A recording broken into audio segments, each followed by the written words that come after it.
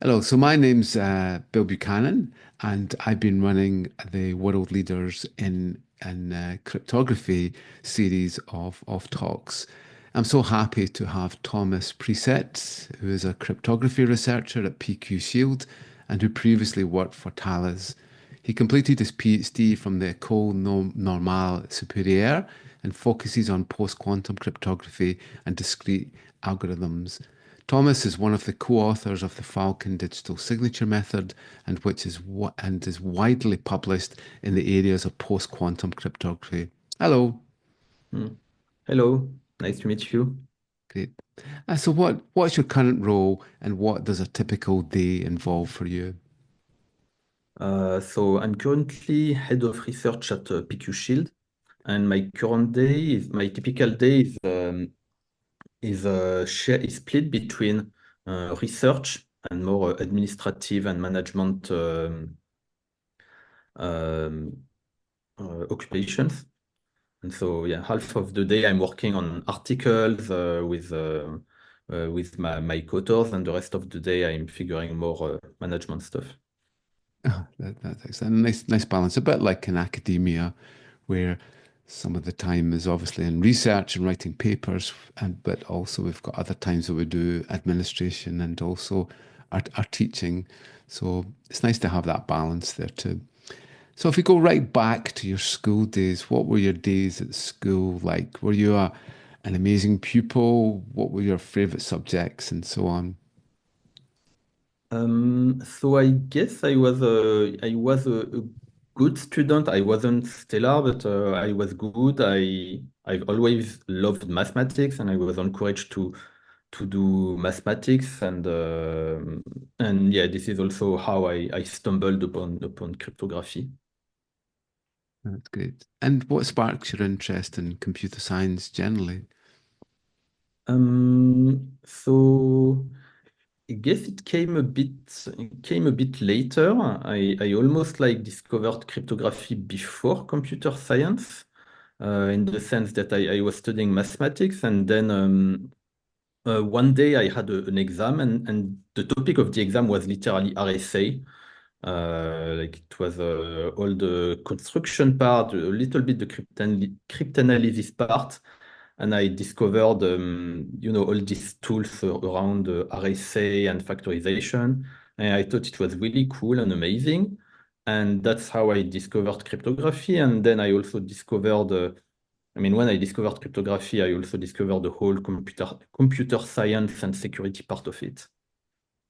Yeah, I agree. I think it was the Hellman method for me that first caught me, and I just Okay, couldn't yeah. believe that you could have something so simple, but it's there, and it still protects virtually every network connection that we have. And then when you see the beauty of the RSA method, uh, we go way back to 1976 and 1977, and we're still using these methods now. It's quite amazing how powerful they've been, but how it's really protected our society.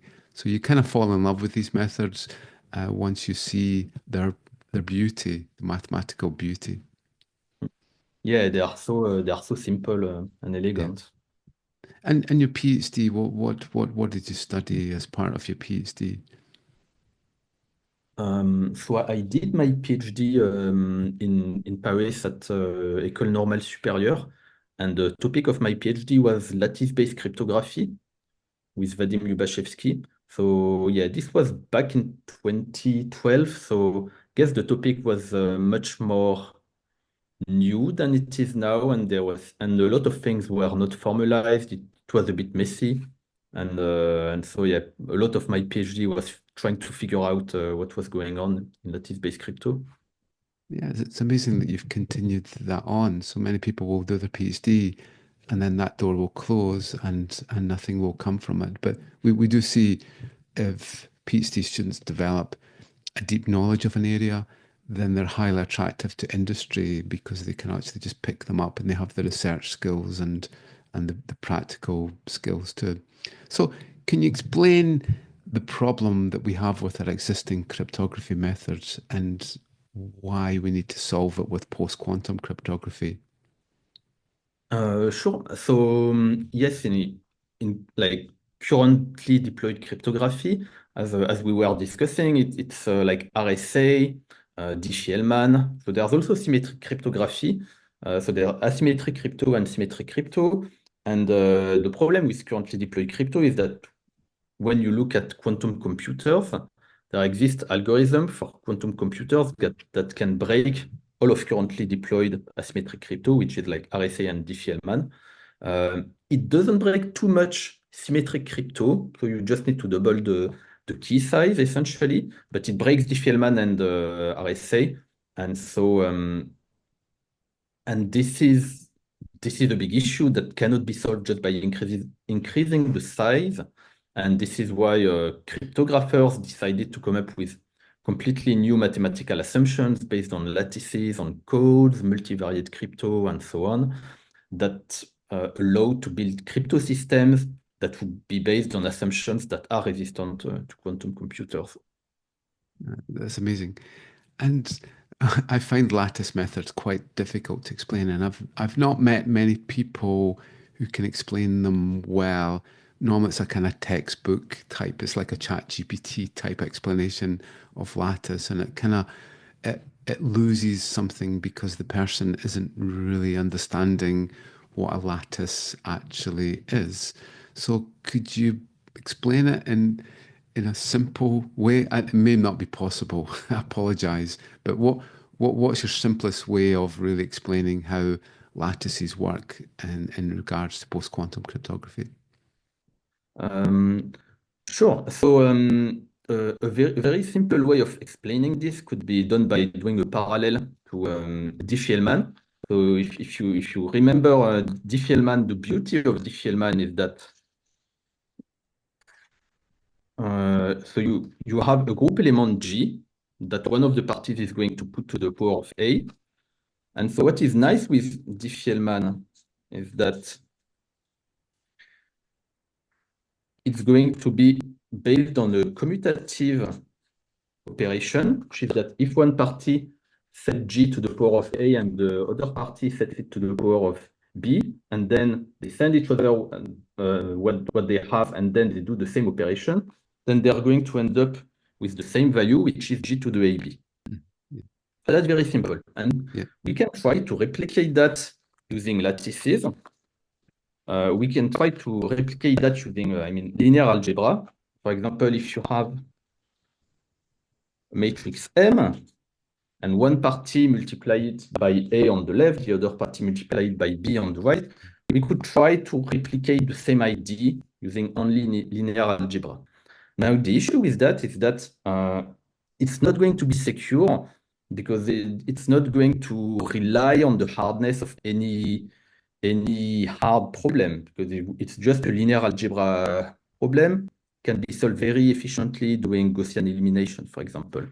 So one of the key insights of lattice-based cryptography is that instead of using noiseless linear systems or exact linear systems, we are going to use noisy linear systems. And so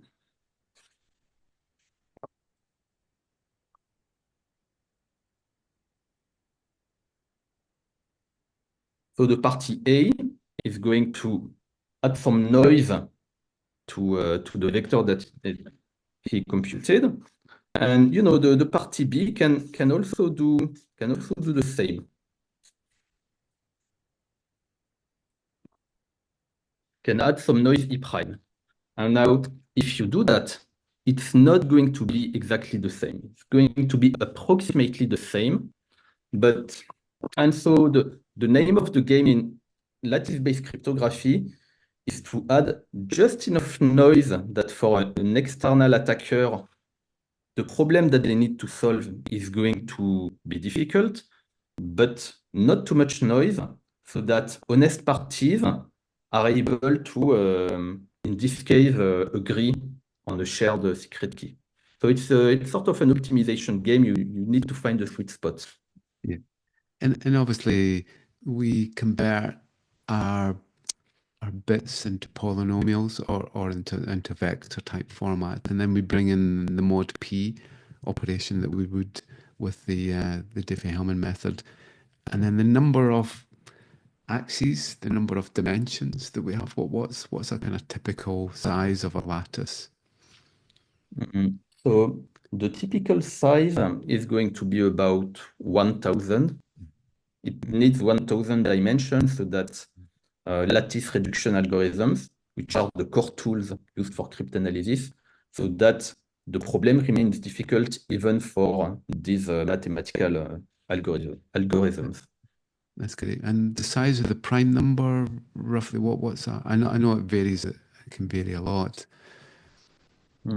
So the size of the prime number, and that's the interesting part, is going to be really reliant on the particular system you have at hand. Like if you there have been 3 lattice-based standards selected by the NIST. One of them is FNDSA for signature, which was FALCON. The other one is MLChem, and the third one is MLGSA. And for each of these, for FALCON, the size of the modulus is about 12,000. For dilithium, for FNDSA, it's 12,000. For MLGSA, which is also a signature scheme, it's going to be about 23 bits, so 2 to the power of 23. It really depends on the scheme that you are considering. Yeah. And for FHE, it can be way larger than that. And obviously we're multiplying, so whenever we multiply, if we have some noise, it's just like if we had signals and we multiplied signals with noise, the noise is going to build up. How do we stop that from happening, the build up of the noise? So this buildup of the noise is typically something that happens in fully homomorphic encryption, where you have encrypted values, which in effect are encodings of message plus some noise. And as you said, you multiply 2 messages together, you're going to multiply the noise, so it's going to accumulate.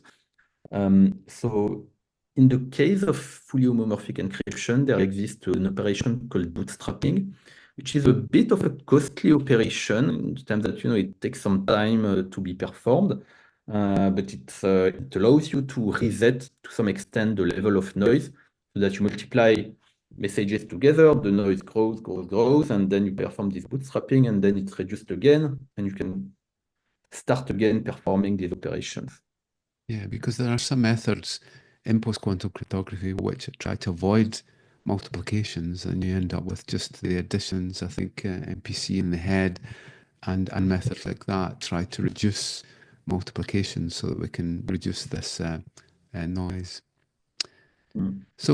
So you work for an innovative company called PQShield. PQShield. What's the history of the company? So PQShield, it's a fairly recent company because it dates back from 2018.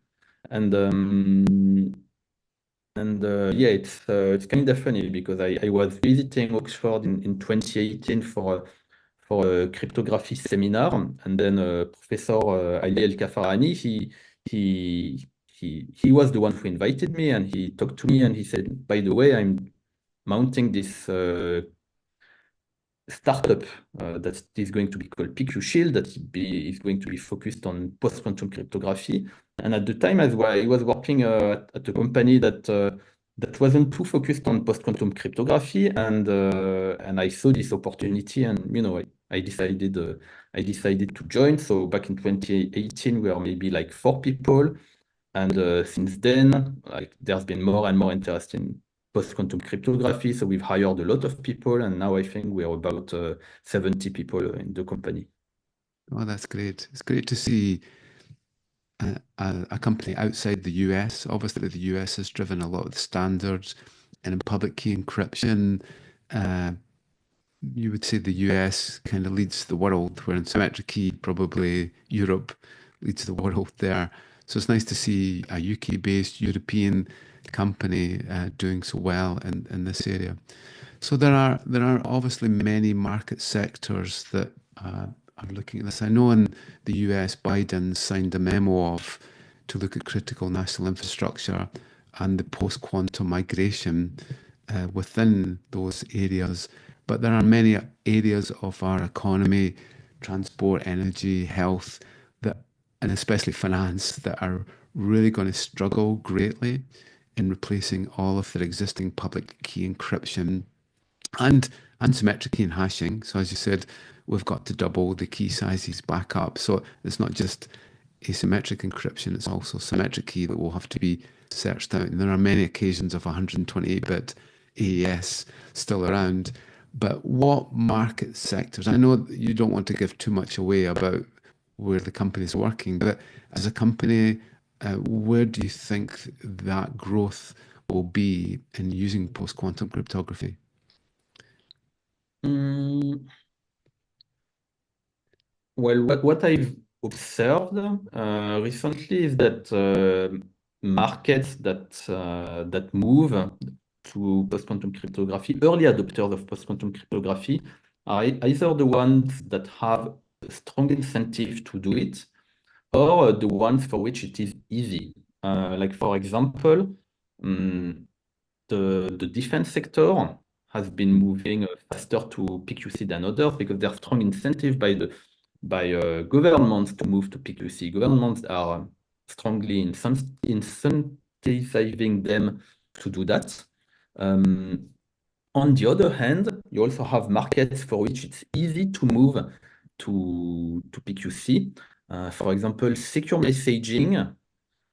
It's quite interesting because the standard has been barely finalized, the standard for NIST PQC. There's already been an adoption of PQC by like Signal. So Signal they deployed this sub protocol which is called PQXDH, which makes post-quantum the handshake part of communications, of conversations. And also more recently, Apple, they announced PQ3, which is making, which is providing post-quantum end-to-end encryption to the entire life cycle of conversations. And finally, there is also markets like internet related that are moving quickly to post-quantum. And I believe it was in a podcast by Sectigo that recently that Cloudflare engineers announced that 20% of web visits were already post-quantum. And in the case of these two last markets, so internet and secure messaging, I believe it can be easier to move to PQC, especially for secure messaging when there's a lot of software involved, because replacing software stacks, migrating software stacks is a little bit easier than migrating hardware stacks.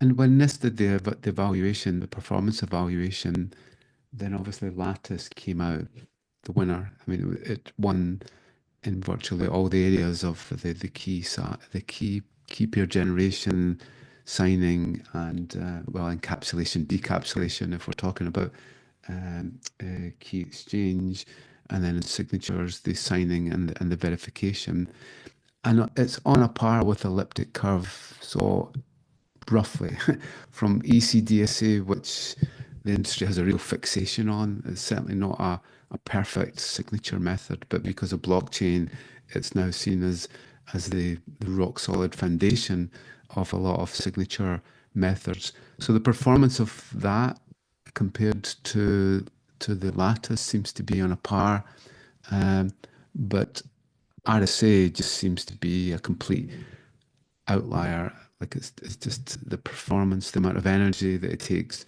to create it. Do you think there's a problem with the performance? Do we need new chips? Because obviously a lot of the devices that we have now, the processors have AES acceleration, and there are things, and the GPUs are generally supporting a lot of the cryptographic operations. Do you think we'll be able to cope just with software on all our devices, or do you think we'll need to integrate new hardware? Mm, so it depends which PQC we are talking about. So for example, in the case of lattices, we are observing that it's getting as fast as classical cryptography or even a bit faster. And one of the reasons is that it's using a lot of linear algebra, which is very fast. Now it's always improved performances to have stuff like software hardware co-designs, where some of the operations which are going to be the computation bottleneck are going to be performed by a special coprocessor. So this is a way we can improve performances at a moderate cost. Now, in my opinion, a more impactful effect of migrating to post-quantum is the bandwidth requirement, because when you look at lattice-based crypto, you need to send entire vectors, whereas in the case of like Diffie-Hellman, you just send like one group element. So this means in effect that the sizes are much larger. So you need to adapt the protocols in order to be able to support this higher cost in bandwidth. Yeah. And I suppose isogenies was a big hope that we could just do a drop in for Diffie-Hellman. So with Psych, we could do a Diffie-Hellman type thing that we love. Key encapsulation has never been well loved in the industry. I think it was dropped in TLS 1.3 because if there's a long-term leak of the private key, then all of the handshakes, and obviously government agencies love key encapsulation, because if you're in a certain part of the world, your company has to give the private key to law enforcement and government agencies so that they can be able to de-encapsulate the keys that they're actually used. So is that a challenge for us that we're using key encapsulation now and not? I'll recap key encapsulation for our readers, just our listeners anyway. Key encapsulation involves, if I connect to Google, I'll use Google's public key to encrypt the symmetric key that I want to use for the tunnel. I give it to Google. Google then decrypts that with its private key that shouldn't be shared, and then we use the same secret key. But that's key encapsulation, where the Diffie-Hellman method allows us to be able to negotiate the keys openly. So is that a slight problem that we're using encapsulation now rather than this Diffie-Hellman method? I wouldn't say it's an issue in terms of security, in the sense that what you just referred to, that the government can ask you to send you your encapsulation key. They could also do that for Diffie-Hellman keys, for example. And there are some ways to mitigate around this kind of scenario by additionally to long-term encapsulation keys to use ephemeral encapsulation keys that you Mm. get rid of quickly after the establishment of a secure connection.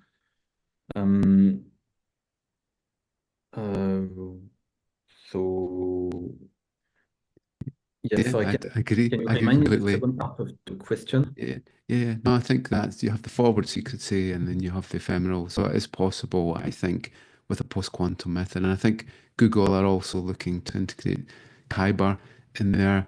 And the overhead for the packets won't be great because I still think you still need a single packet. But for the signatures, it will add a bit of an overhead. And I think you're probably going to need two packets now for the signature in TLS. But I think that there are obviously ways to overcome that um, by not using TCP anymore and going for the quick protocols and so on. So the two signature methods that were approved by NIST. I mean, did you think you were going to win? I mean, along the way, did you? Because there was so many in there. Obviously, dilithium was the other one. Did you really think you were going to win with Falcon?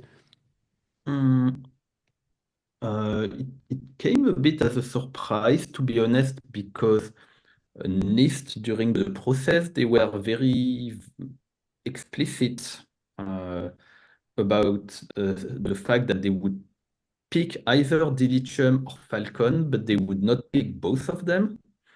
So dilithium had a lot of backing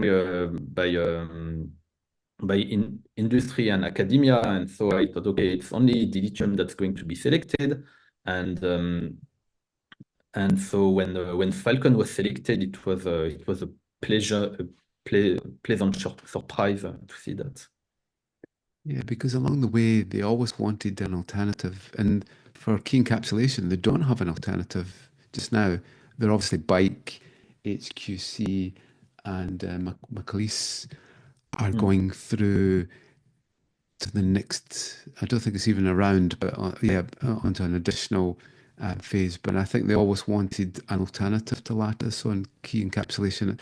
It hasn't happened yet, but it really was a surprise that they picked two Lattice ones and a hash-based signature one. But they're different. I mean, they are different. If you've got different applications, I see dilithium different from Falcon. So maybe you can explain. I know it's difficult to do this, but can you explain what the Falcon signature method is and how it kind of works? Mm. Sure. So I, I can present a very high level view. Um, so in the classical setting, we have RSA signatures and we have ECDSA or Schnorr signatures. I mean, Schnorr and ECDSA are very similar. They are not the same, but they are similar. And so RSA is based on hash and sign. So you hash your message, and after you hash your message, you use your signature, you use your private key in order to compute the signature. Whereas Schnorr signature and ECDSA, they are called Fiat-Shamir signature, and they have a different flow, which is in 3 steps. You compute the commitment, compute the challenge, and you compute the response. And Falcon and Dilithium are based on these two paradigms. Like Falcon is based on hash and sign, just like RSA, and Dilithium is based on Fiat-Shamir, just like Schnorr signatures. Now, of course, they instantiated over lattices, which makes a lot of difference because it's different mathematical objects, but that's the high-level view. And now, in terms of concrete difference between Falcon and Dilithium, I would say that Falcon is more compact, and this is the reason why it was chosen, according to NIST. And Dilithium is much simpler to implement, especially on embedded devices. And this is also one of the main reasons why Dilithium was chosen. Yeah, yeah. So you've got performance on one side, and you've got smaller keys sizes on the other side, so you can pick which one. But it's likely that dilithium will be the one of choice. I think it's more of an all-rounder, but they've obviously chosen Falcon as alternatives, and it's good to have a backup. In Mm. cryptography, then it's good to be able to migrate, and if something gets hacked, then you can just flick a switch Mm. and use the alternative. And I think that's why they want an alternative to Lattice. Like when you're exchanging your contracts for cryptography, then at least you've got a choice, Mm. and you can migrate quite easily.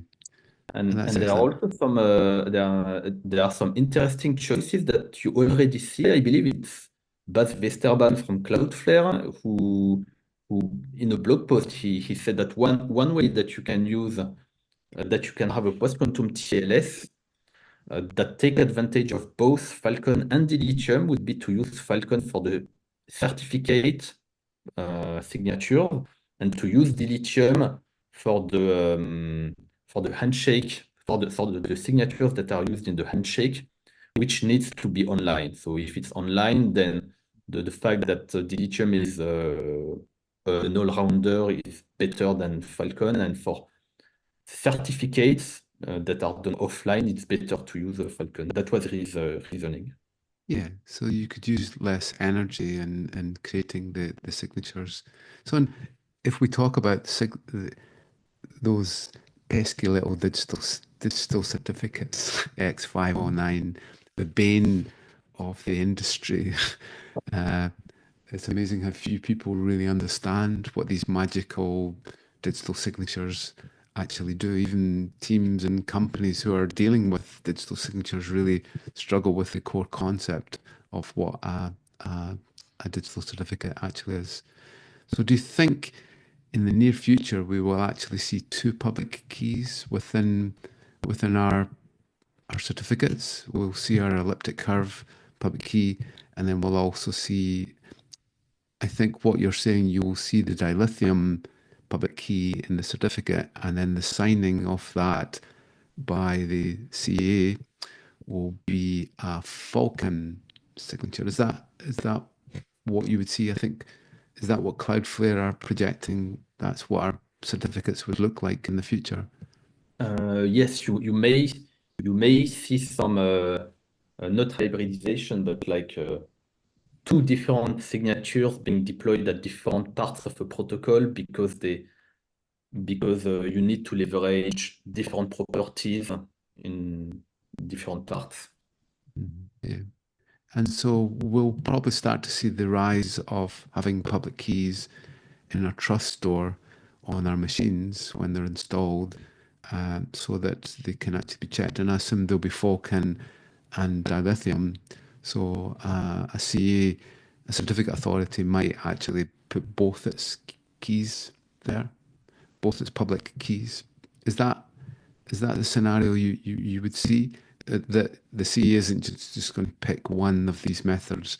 They're probably going to be doing the three of them, in fact, because you've got Sphinx Plus in there, which is obviously a big verbose signature method. I don't know if you would necessarily see this happen because it would add some overhead in terms of storage and in terms of communication. But yes, that's maybe something that you could see if you need some flexibility in your choice of your underlying signature. Yeah.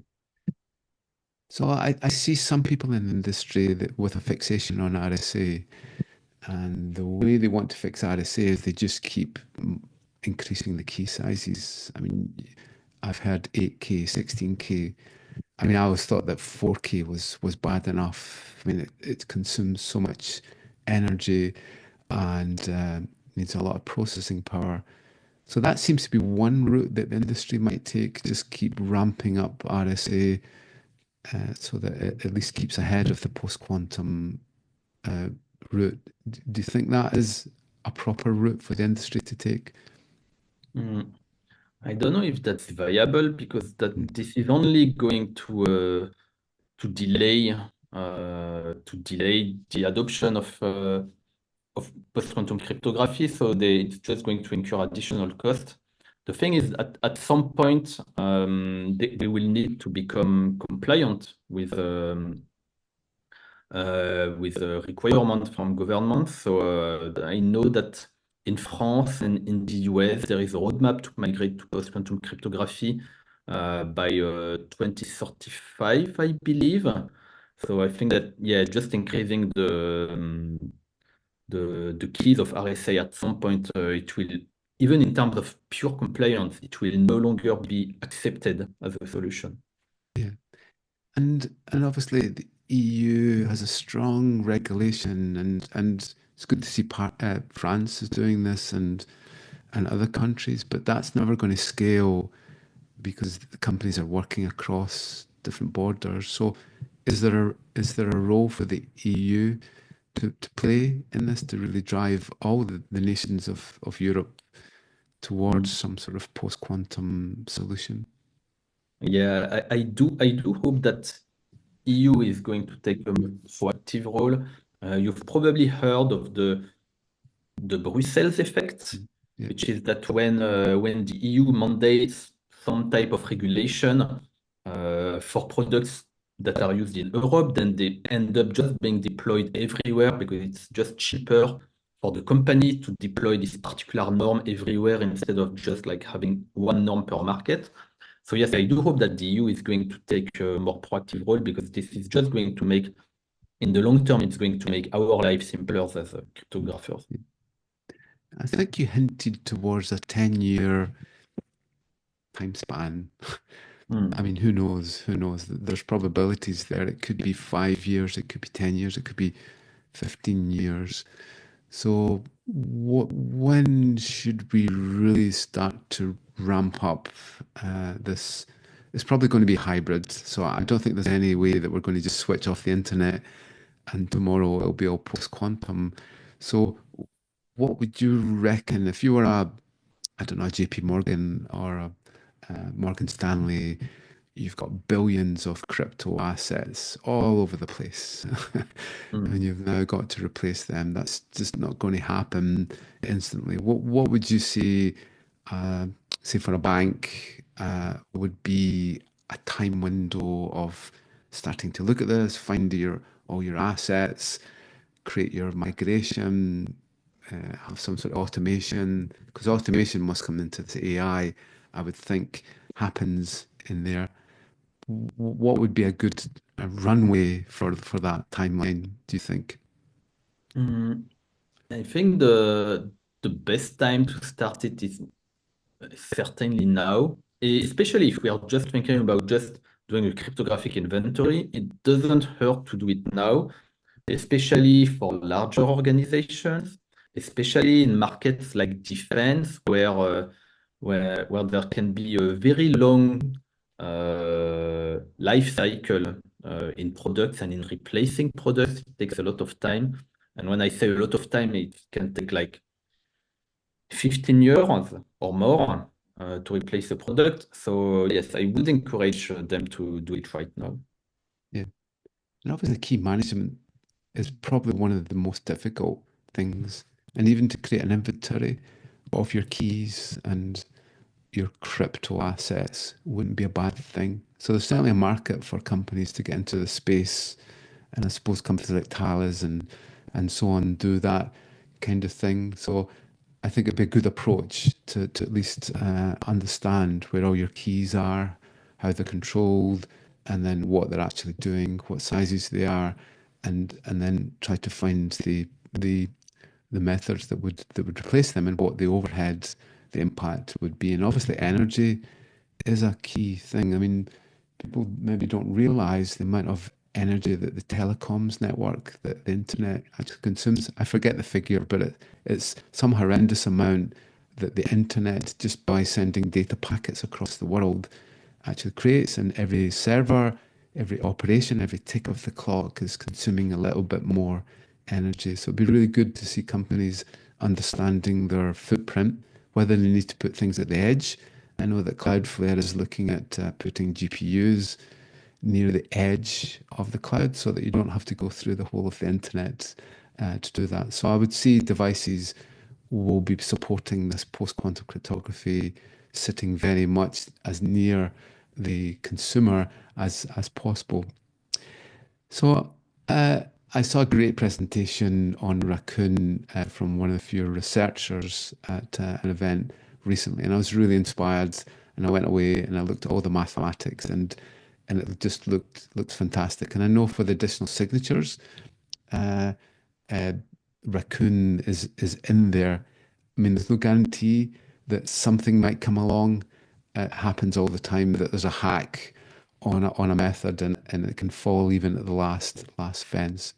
But Raccoon definitely seems to be a great contender. So can you tell me how it differs from dilithium and Falcon and what the core advantages are? Mm. So yes, at the mathematical level, Raccoon looks a lot like dilithium. So as I said before, dilithium, it relies on the Fiat-Shamir paradigm, but with a twist that it's to be more precise, dilithium is based on the Fiat-Shamir with a board, which is a variant of Fiat-Shamir where before outputting your signature, you verify that in the case of dilithium, you verify that the signature is in a precise interval before outputting it. And the reason for doing that is security. Like if you don't do this check, the scheme is going to be insecure. So this is how dilithium works. And now when you're going to deploy a scheme in real life, you need to pay attention to side channel attacks, which is, for example, an adversary can like measure how long your operation takes to complete And based on this information, they can say, okay, I know that the private key is this or that, and then they can break your scheme. So you need to protect against this. And one generic countermeasure is called masking, where you're going to you take your key and you're going to split it into many shares. And it has been shown that the more shares you have, the harder it will be for an adversary to attack your scheme with side channel attacks.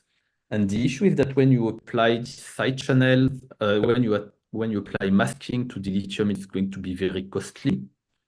It's going to take like 2 orders of magnitude more in terms of running time than not masking it at all. And so what motivated us to write Raccoon was this situation, the fact that it's so expensive to mask dilithium, also to mask FALCON. It's also expensive to mask FALCON. To mask Sphinx Plus, that's also expensive. And so when we designed Raccoon, we decided to start the whole design from scratch and to ask ourselves the question, okay, how do I make a signature scheme that's easy to mask? And we spent a lot of time working on it. We tried many designs, many ideas that we couldn't find a way to make it work. And what was nice is that when we finally found something that worked, the idea was actually really simple in hindsight. It's just that you take a scheme like dilithium and you remove the phase where you check the interval. You just remove that. So you don't need to mask it anymore, you remove that. Now, of course, I said before that step is important because it's here for security. And so we realized that, okay, if you just do it like that on dilithium, it's not going to be secure, but then you can just increase the parameters a little bit. And if you have parameters in the right regime, in a certain regime, then you can prove that it remains secure. So this is basically what we did. We removed rejection sampling, we increased the parameters, and now we have a scheme that is very easy to mask and that is also secure. And that's basically the design of Raccoon. Yeah, that's excellent because I think most of the existing post-quantum methods are weak in terms of side channel attack, and you typically have to create your libraries to obfuscate. Obviously, you see things like the RSA method, which is doing the explanation, the double and add operation. It's fairly easy with RF and with noise. We've done experiments here that we put an antennae above a chip, and you can actually see the public key encryption method actually doing its thing. I think with the UBI key recently, they managed to crack through the ECDSA method. It created the side channel that allowed them to be able to crack the private key that was actually stored on the secure enclave. So it's a big problem in the industry, and you're right, Raccoon looks to be perfect in terms of that hiding the operations. So it also supports threshold signatures, so where you can start to split the computation up. I don't think that FALCON and dilithium can do that necessarily, where you can create this distributed signature approach. So this would be really excellent by splitting a private key up that never existed anywhere, but you could actually split the key into fragments or shares, and then each of your devices could actually create part of the signature or part of the computation. Could you just explain what threshold signatures are and how they're supported in Raccoon? Yes, so the principle of threshold signatures is exactly as you said, is that your private key, instead of being stored on one device, you are going to split it and you're going to distribute every share on a different device. And the reason for doing that is to distribute trust. You don't want to put all your eggs in the same basket, because if your device gets broken, you cannot sign anymore. if your device gets compromised, then someone gets your key, and then they can sign whatever they want with your device, with your key. And so yeah, the idea of threshold diving is to do the splitting of key across several devices, and the idea is that it allows you more resilience, because then now you can define a threshold where instead of having one single point of failure, you need to have all devices, or even all parties. Like these devices can belong to distinct parties, so you need all parties to agree on performing a cryptographic operation before actually performing it. That's excellent. And you also worked on Sphinx Plus, which is a completely different signing method, much more verbose than the lattice methods, but probably stronger in its security proofs. Because I don't think the learning with errors method has strong, definite proofs. I may be wrong with that, but as far as I can tell, learning with errors could be cracked sometime in the future. But obviously, the hash-based approach has stronger security guarantees. So, can you tell me the core advantages of using Sphinx Plus if a company wants to use that instead of the Lattice? And do you think it'll get much adoption?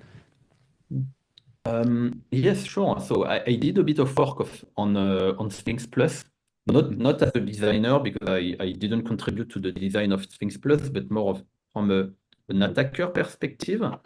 So yes, Sphinx Plus, it's an interesting scheme because it's so conceptually, the idea is so appealing, because it's a signature that is based purely on the hardness of generic hash function problems, such as collision resistance, second pre-image resistance, and so on. So yeah, it takes hash functions as a black box, and then it combines them in all sorts of intricate ways in order to get a signature scheme. So from a theoretical point of view, these are super appealing because basing the security of your signature on one single assumption, which is a very strong assumption, is very appealing, especially when it's like the collision resistance of SHA-2, for example.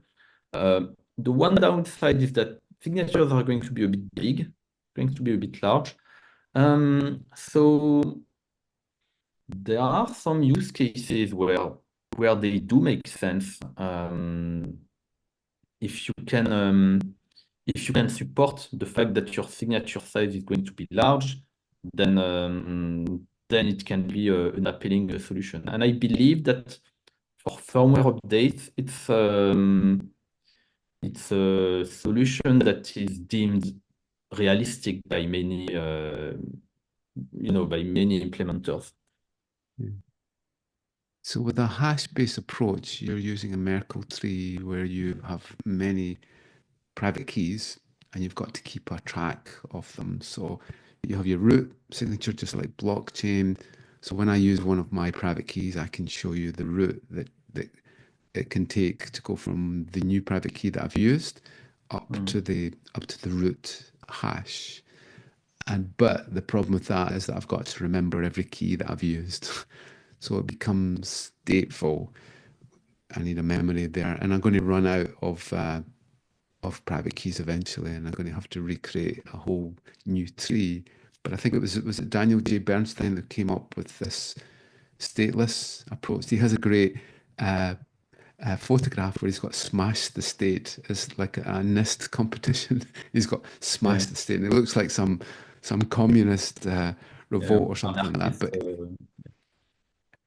yeah, so he says that we get rid of the state, and I think it's to do with building trees of these things. That is there a simple way of explaining how he managed to do that stateless approach? Yes, so okay, I can try my best to explain the high level Yeah. ID, but but yeah, the simple way to do hash-based signatures is that you use Merkle trees, Mhm. and but then if you use the Merkle tree that is going to have, for example, I don't know, 1,000 leaves, then you will be able to sign 1,000 times, and even computing your public key, which is the root of the tree. So in order to compute it, you're going to need to compute the whole tree to the top, and it's going to cost you about 2,000 hashes. And so you can see that this doesn't scale because, if you need to sign 2 to the 64 times, then your keygen procedure is going to take a time which is proportional to 2 to the 64. It's never going to be possible to deploy in practice. So we would need to take a shorter tree. And as you said, you need to keep track of the keys that you used. So you need your scheme to be stateful. And this is highly undesirable for deployment. Like if you need to deploy the same key on 2 different devices, how do you handle this management of the state?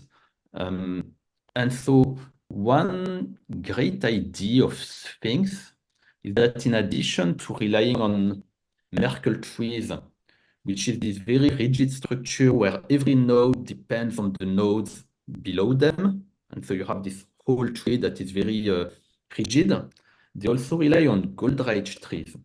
And Goldrake trees, the idea is that you're going to have smaller trees. Instead of having one big tree, you have like many small trees, and these trees are going to sign each other.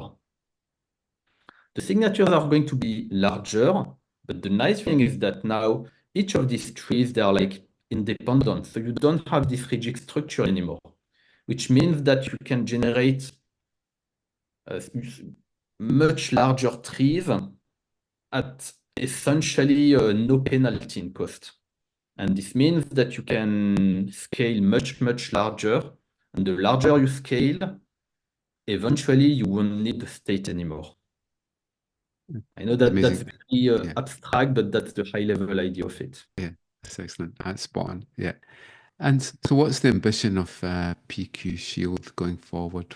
Where does the company want to be in the next 5 years or so?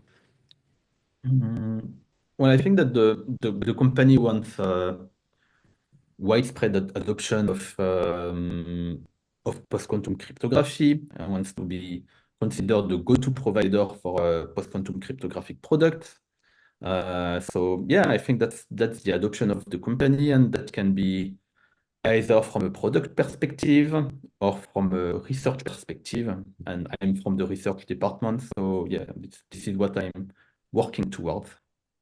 That's great. Yeah, it's good to see that's a European UK company that's doing so well because most of the companies are coming out of the US just now. Mm. They're AI focused and they maybe And think they that's a have pity magic because wands.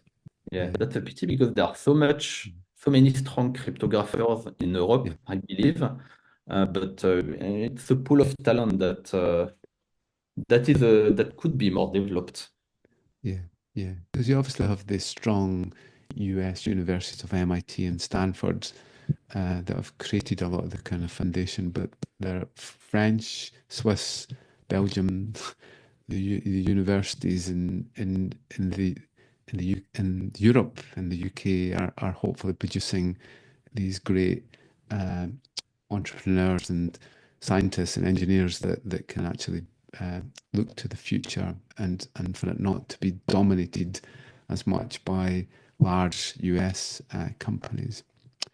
So why did you pick industry rather than academia? I mean, you obviously had the opportunity to stay at Oxford, or you could have continued your research on to a postdoc. Why did you move into industry? Mm, yes, so for for me, I was always attracted by the industry because it just seemed more fun than academia from my point of view. I like to see concrete problems. I like to see to have the point of view from the deployment point of view to do applied research. So I naturally gravitated towards the industry rather than academia.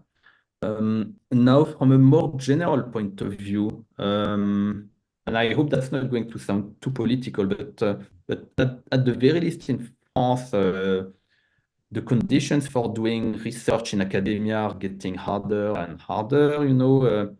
So first, the salaries have always been better in the industry than in academia, but I think it's getting worse. And the conditions of employment, even if you forget the salary, it's not always going to be great. There's going to be lots of constraints, paperwork. You cannot choose where you're going to work. And so I'm seeing kind of a brain drain in France. I see many very strong cryptographers from academia move to the industry. Um, I'm pretty sure it's not only cryptography that's suffering this brain drain. I'm sure like machine learning, it's Yeah, way worse than cryptography. And these are other fields of computer science is the same. But yeah, it's a bit of a pity, and I think it's going to happen more and more. yeah, yeah. I mean, obviously, one way is to spin out from a university. That is a route for researchers to take, and you're increasingly seeing that type of approach. And obviously, PQ Shield came from a university, so it probably still has its ethics and its approach. Like some of the Stanford spin-outs had that academic approach to their workforce, where research was important and the environment was important. So probably you've grown from that academic base and still have a strong academic uh, uh, principled approach, but obviously you're now much more focused on the market. So I think that you can have the best of both worlds. Mm. And so obviously post-quantum cryptography is a challenging area to recruit staff. We struggle greatly to recruit PhD students and researchers and so on to find that nice balance of theory and practice. So not only understand the maths, but also be able to code. Uh, that there is a kind of finite field for that. So do you face those same challenges in the company of recruiting your researchers and your engineers? Yes, it's definitely not easy to hire people. I think cryptography is getting a more and more competitive market. Always been a bit of a niche market, so there's never been a wide pool of people to hire from. And now, not only that, it's even getting more demand, but you know the offer hasn't increased, but the demand increased. Um, so yeah, what I observe is that top profiles they are highly sought after. So you need to be reactive. I mean, yeah, you get used to it at some point. I also find that it's already difficult to find people who are good at crypto. It's difficult to find people who are good at implementation, and finding people who are good at crypto and implementation, yeah, that's really difficult. Yeah. And you've been through higher education, you went right through the whole of the process and got the highest award that you can get.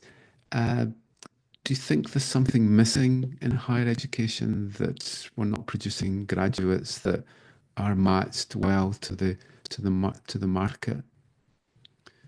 Mm.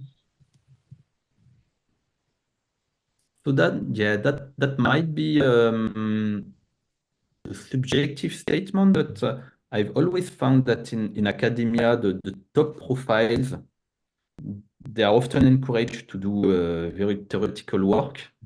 And in the industry, we need people who are very good, but who are also very good at applied cryptography, applied research, just applied work in general. And so, yeah, sometimes I find that academia is sometimes too theory oriented for the needs of industry. Yeah, yeah, yeah. I think that's a common trait that you'll find, but it's trying to create that balance in there is important. And apart from cryptography and your family, of course, what's the thing that you're most passionate about and why? Mm, so I wouldn't say that it's a passion, but I love movies and Mhm. cinema. So yeah, I like going to the movies in general. Oh, that's great. And what does the next decade of post-quantum cryptography look like? What are the key problems that we need to solve? Mm, so one of them is definitely scalability.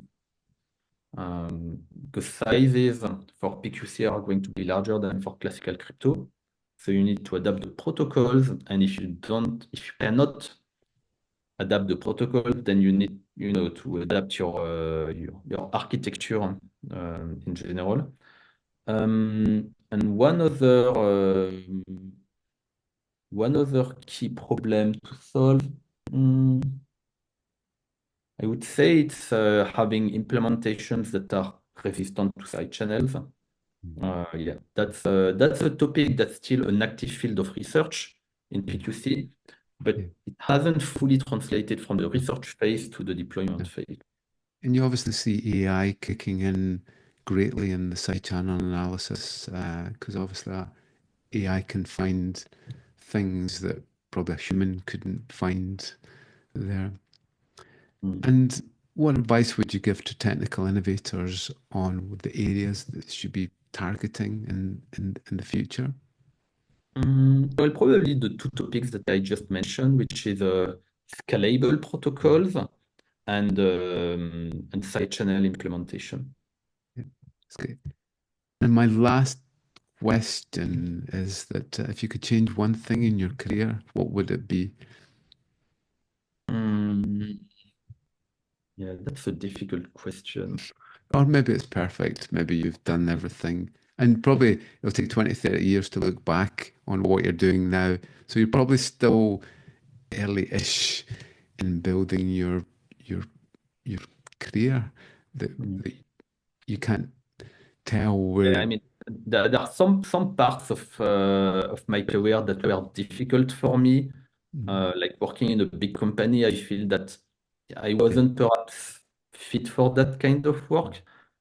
But in retrospect, I'm also happy that I got this experience because then I got academia, big yeah. company, small company, and it's useful to have a perspective where you know how each of these looks. I'm still happy I did it. Okay. My definite last question is that you obviously live in France, so sell me France quickly. Um, I don't know. Food is nice. There's beautiful landscapes. I mean, in the United Kingdom and Great Britain, there's beautiful landscapes as well. But yeah, food is nice. The weather is great. So yeah. It's a great country. Well, Mm. thanks so much. It's been really enjoyable to speak to you from a technical point of view, and all the best for the company. And I hope it's successful, and I hope you can build something that can really sustain into the future. So well done with all the work that you've done. Okay, thank you. Thank you, Bill. Mm. Okay, Thank okay. you.